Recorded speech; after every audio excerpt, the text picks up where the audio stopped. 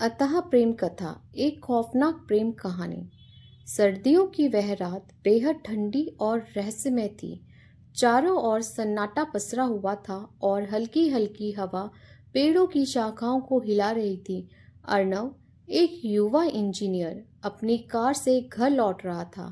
रास्ता सुनसान था और दूर दूर तक कोई इंसान नजर नहीं आ रहा था। तभी अचानक सड़क किनारे सफेद साड़ी में एक लड़की खड़ी दिखाई दी। उसकी आंखें गहरी और उदास थी, बाल खुले हुए थे और चेहरे पर एक अजीब सी उदासी थी।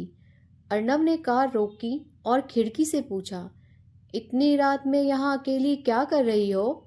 लड़की ने धीमे स्वर में कहा, मुझे घर जाना है, क्या आप मुझे छोड़ सकते हैं? अर्णव को उसके स्वर में कुछ अलग सा महसूस हुआ, लेकिन वह उसे अनदेखा कर आगे बढ़ा। बैठ जाओ, कहाँ जाना है? लड़की धीरे से कार में बैठ गई और बोली, बस आगे, जहाँ रास्ता खत्म होता है वहीं। अर्णव को महसूस हुआ कि लड़की में एक अजीब सी कशिश है। उसकी आंखें रहस्यमय थीं और उसकी मुस्कान में एक अजीब दर्द झलक रहा था। तुम इस सुनसान इलाके में क्या कर रही थी? अर्णव ने पूछा। लड़की हल्के से मुस्कुराई और बोली, कभी कभी हम वहीं भटकते हैं जहां हमें इंतजार करना होता है। अर्णव उसकी बातों का मतलब नहीं समझ पाया, लेकिन उसकी बातें उसे कहीं गहरे तक छू रही थी। कुछ ही मिनटों बाद लड़की ने इशारा किया, कार यहीं रोक दीजिए, मेरा घर आ गया।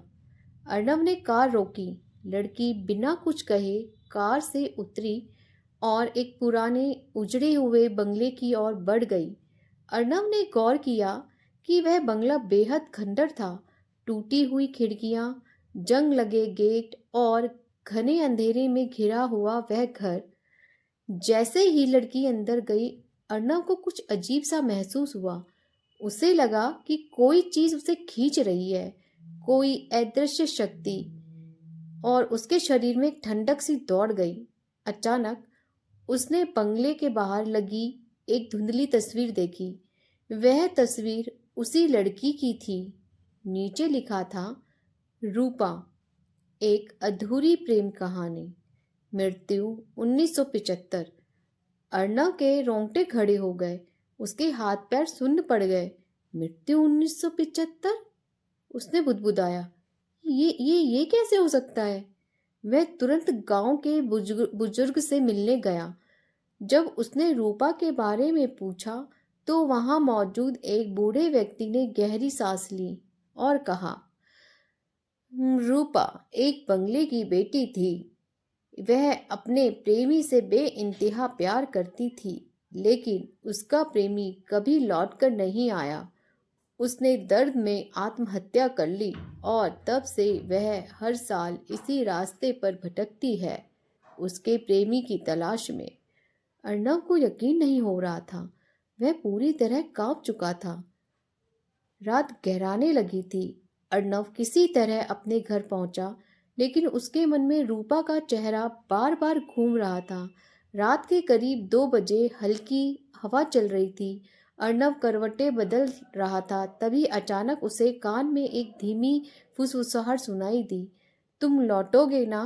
अर्णव की धड़कनें तेज हो गई। उसने धीरे से सिर घुमाया और देखा, खिड़की के बाहर वही लड़की खड़ी थी। उसकी आंखों से आंसू गिर रहे थे और वह बार बार उसे देख रही थी। अर्णव हक्का बक्का रह गया। उसके होंठ कपकपाने लगे, लेकिन वह कुछ कह नहीं पाया। लड़की ने एक आखिरी बार उसे देखा और धीरे धीरे धुंध में विलीन हो गई।